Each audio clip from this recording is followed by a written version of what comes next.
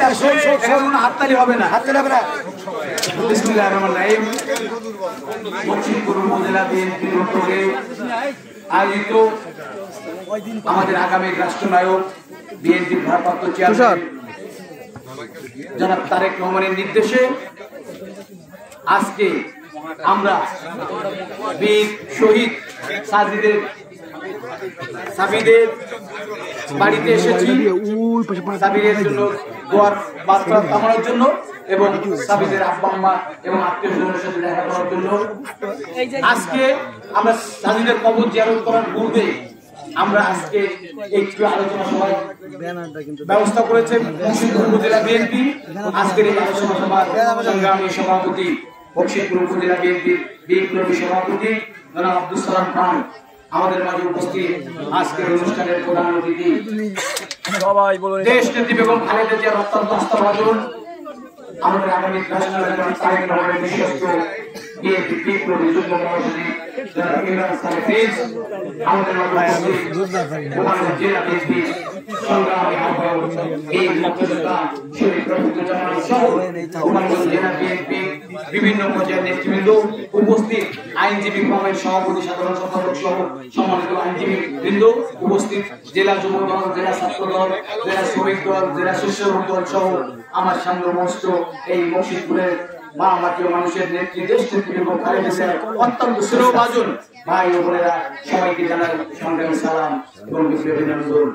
আমাদের মাঝে উপস্থিত সাংবাদিক ভাইদেরকে জানাই আমাদের দেশ নেত্রী বেগম খালেদা জিয়ার পক্ষ থেকে সংগ্রামী সালাম এবং অভিনন্দন। কারণ ওনারা দীর্ঘক্ষণ আমাদের এই সংবাদ পরিবেশন করার জন্য দীর্ঘক্ষণ ধরে অপেক্ষা করছেন। বন্ধুরা আমি আমার বক্তব্য বাড়াবো না, কারণ আমাদের প্রধান অতিথি আজকে রাত 11টায় একটি টক শো রয়েছে। এই কারণে আমরা প্রোগ্রামটা সংক্ষিপ্ত করে আমরা আবার ঢাকা ফিরে যাব। আমি শুধু আপনাদের কাছে একটি কথা বলতে চাই, পিতার কাঁধে পুত্রের লাশ, এর চেয়ে কষ্টের আর কিছু নাই। কিন্তু বন্ধুরা আমার, শহীদ রাষ্ট্রপতি জিয়াউর রহমানের স্বাধীনতার ঘোষণার মধ্য দিয়ে আমরা একটি স্বাধীন সার্বভৌম বাংলাদেশ পেয়েছিলাম।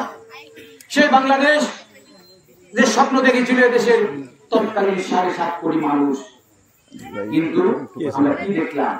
শহীদ রাষ্ট্রপতি জিয়াউর রহমানের স্বাধীনতার ঘোষণার মধ্য দিয়ে আমরা একটি স্বাধীন সার্বভৌম বাংলাদেশ চেয়েছিলাম, কিন্তু আমরা স্বাধীনতার পরবর্তী কয়েক বছরের মধ্যে একটি খুন, রাহাজানি, আহাজারি বাংলাদেশ আমরা পেয়েছিলাম।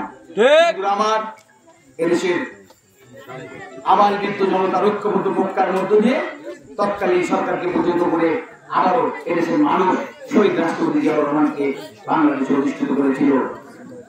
কিন্তু আমরা 4.5 বছরের মাথায় দেখলাম একটি ষড়যন্ত্রকারী কুচক্র মহল শহীদ রাষ্ট্রপতি জিয়াউর রহমানকে হত্যা করার মধ্য দিয়ে তারা ভেবেছিল এদেশ থেকে শহীদ জিয়ার আদর্শের শহীদদের বিতাড়িত করা হবে।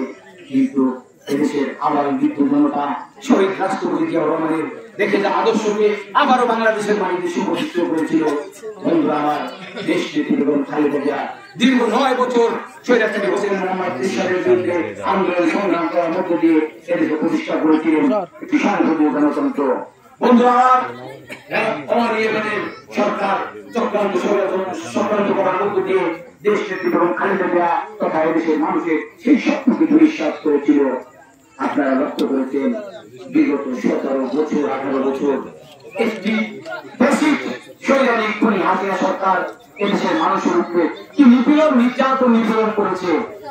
এদেশের মানুষ সেই নিপীড়ন নির্যাতনের রাত ভাঙা জবাব দিয়েছে। এদেশের মানুষকে বিশেষ করে আওয়ামী লীগের নেতা কর্মীদেরকে ফেলে রাতের অন্ধকারে সেই পরিবারে অবশিষ্ট 2 ভাই বোন নিজেরা পালিয়ে গেছেন।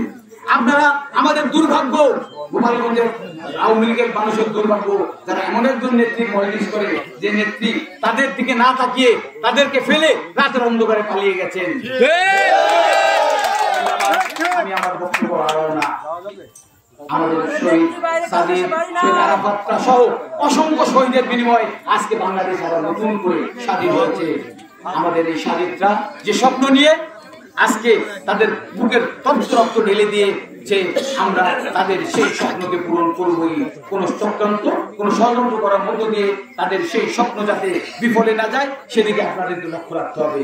বন্ধুরা আমার, আমি আজকে আর আমার বক্তব্য না বাড়িয়ে আমাদের প্রধান অতিথি আপনাদের সামনে আমাদের আগামীর রাষ্ট্রনায়ক জনাব তারেক রহমানের পক্ষ থেকে এসেছেন, উনি আপনাদের সামনে কিছু দিক নির্দেশনামূলক বক্তব্য দিবেন। পাশাপাশি আমি শুধু আপনাদের প্রতি একটি উদাত্ত আহ্বান জানাবো, আপনারা সকলে ঐক্যবদ্ধ থাকবেন এবং কিছু সুযোগ সন্ধানী যারা বিগত দিনে আপনাদের উপরে নিপীড়ন করেছে, নির্যাতন করেছে, তাদেরকে দোহাই আল্লাহ আপনারা তাদেরকে এত সহসা আপনাদের সাথে বেয়াবেন না।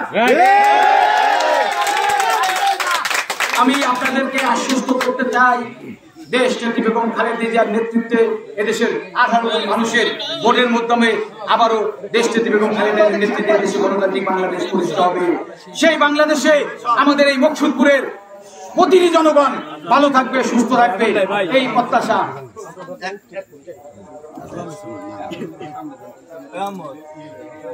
মুখে ছোট মাইককে দিলে